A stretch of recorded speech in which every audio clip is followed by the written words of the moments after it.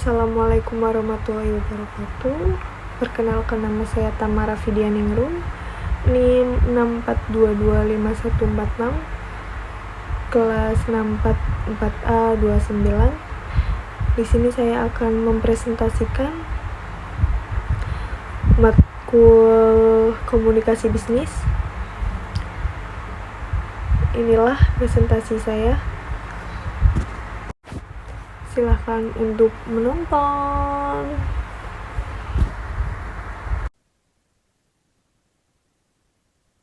Yang akan dibahas adalah penyelenggaraan rapat dalam bisnis, pengertian rapat. Maaf, ini untuk penulisannya typo. Rapat adalah pertemuan formal atau informal antara dua orang atau lebih untuk membahas, mendiskusikan, dan memutuskan berbagai topik atau masalah. Selanjutnya, fungsi rapat. Fungsi rapat yang dapat digunakan, yang pertama, mengatasi masalah.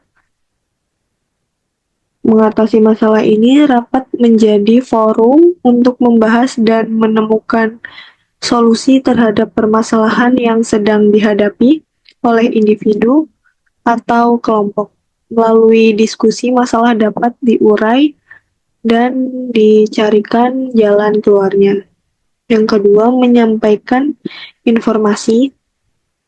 Dalam rapat, informasi penting dapat disampaikan secara langsung kepada semua peserta. Hal ini memastikan semua pihak memiliki pemahaman yang sama terhadap topik yang dibahas. Untuk yang ketiga, forum demokrasi. Forum demokrasi rapat memberikan kesempatan bagi semua peserta untuk mengemukakan pendapat dan berpartisipasi secara aktif, seperti untuk tanya jawab. Terus untuk forum demokrasi ini mencerminkan prinsip demokrasi di mana setiap suara didengar dan dipertimbangkan. Yang keempat, koordinasi yang baik. Melalui rapat, berbagai bagian atau tim dalam organisasi dapat saling menyelaraskan langkah dan tindakan mereka sehingga koordinasi menjadi lebih efektif. Selanjutnya, negosiasi.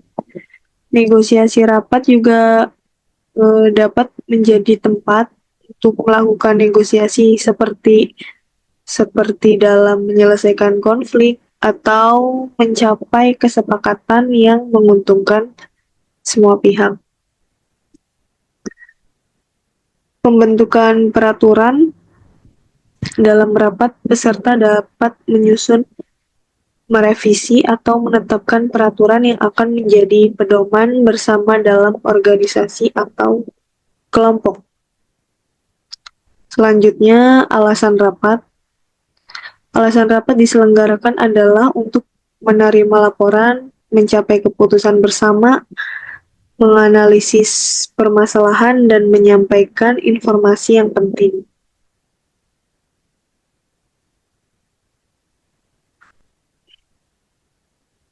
Untuk yang pertama, menerima laporan. Menerima laporan ini rapat diadakan untuk memberikan kesempatan kepada setiap pihak atau tim untuk menyampaikan laporan mengenai progres, hasil kerja, atau situasi tertentu. Hal ini membantu memastikan semua anggota memiliki informasi yang akurat dan terkini, yang sudah update. Yang dua, mencapai keputusan bersama. Rapat ini adalah forum untuk diskusi, mendengar berbagai sudut pandang, terus dan akhirnya mencapai keputusan yang kolektif. Proses ini memastikan keputusan yang diambil adalah hasil kesepakatan bersama. Sudah deal. 3. Menganalisis permasalahan. Menganalisis permasalahan dalam rapat Berbagai masalah dapat dibahas secara mendalam dengan masukan dari berbagai pihak.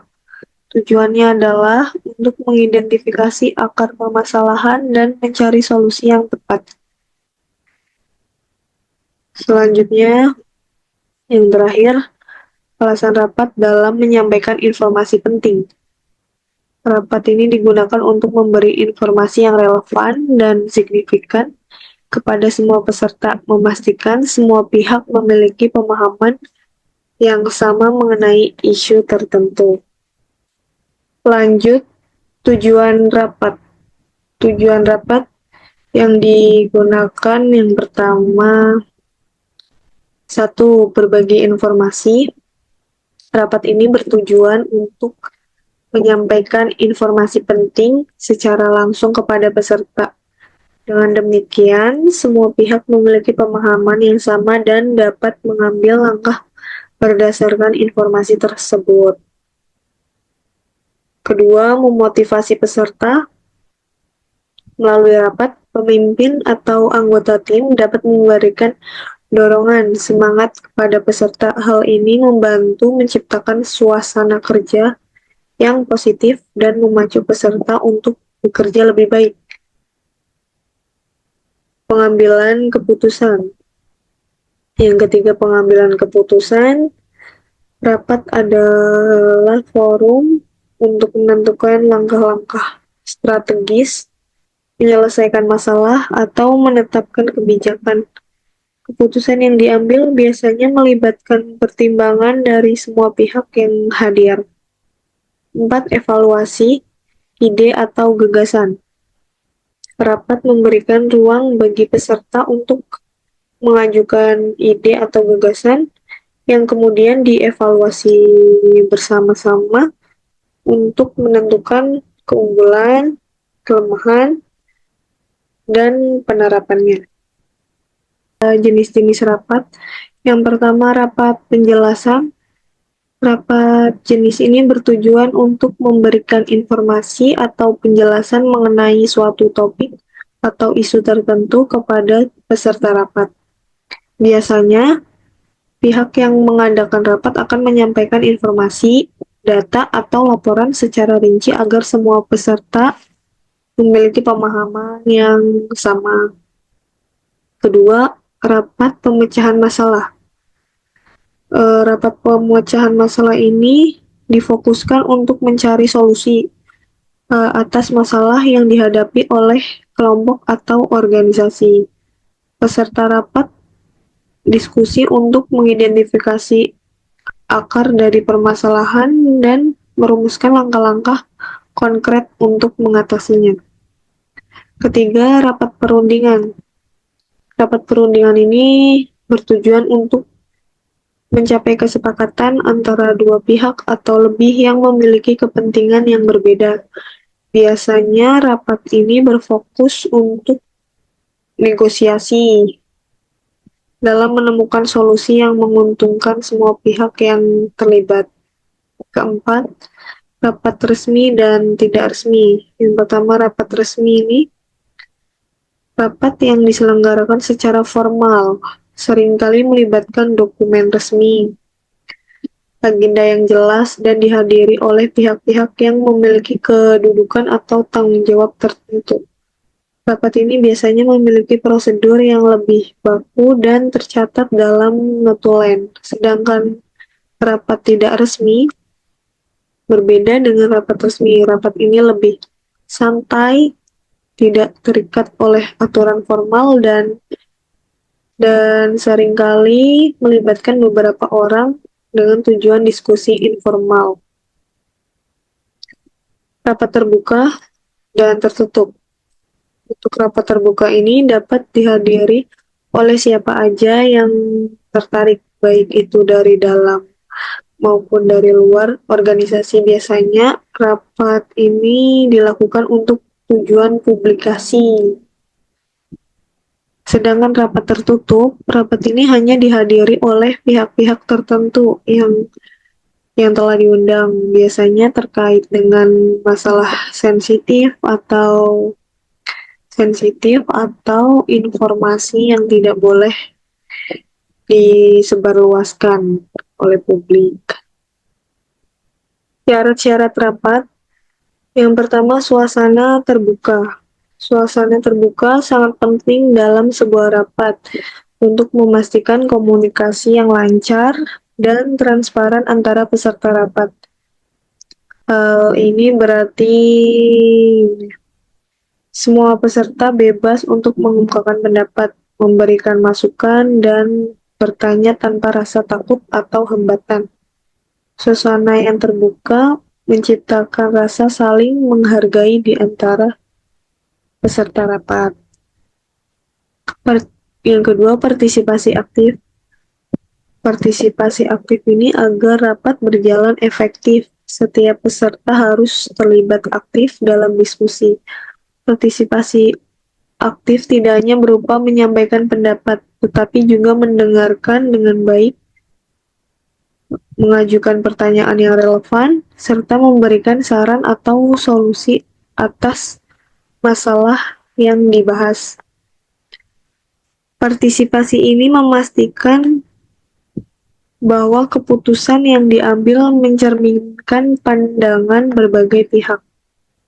Ketiga, tidak ada monopoli. Tidak ada monopoli yang dimaksud, tidak boleh ada satu pihak atau individu yang mendominasi percakapan atau pengambilan keputusan. Setiap peserta harus memiliki kesempatan yang sama untuk menyuarakan pendapat. Monopoli dalam rapat bisa menghambat kreativitas dan mengurangi keberagaman perspektif yang diperlukan untuk menghasilkan solusi yang optimal. Yang keempat, disiplin waktu.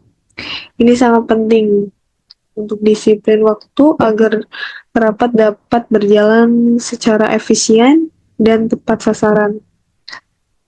Rapat harus dimulai dan berakhir sesuai dengan jadwal yang telah ditentukan. Dan setiap agenda rapat harus dibahas dalam waktu yang sesuai. Dalam ketepatan waktu juga menunjukkan profesionalisme dan menghargai waktu peserta lain, sehingga rapat dapat menyelesaikan semua topik yang direncanakan tanpa keterlambatan. Selanjutnya pelaksanaan rapat. Satu, perencanaan. Tentukan tujuan dan agenda. Undangan ini disebarkan undangan ke peserta. 3, pembukaan pemimpin yang membuka rapat. Lanjut pembahasan tentang diskusi agenda. Keputusan ialah ambil keputusan bersama. Penutup, rapat ditutup, ringkasan disampaikan atau kesimpulan. Yang terakhir, tindak lanjut, biasanya dokumentasi atau ambil gambar dan aksi lanjutan. Dinamika dan situasi rapat.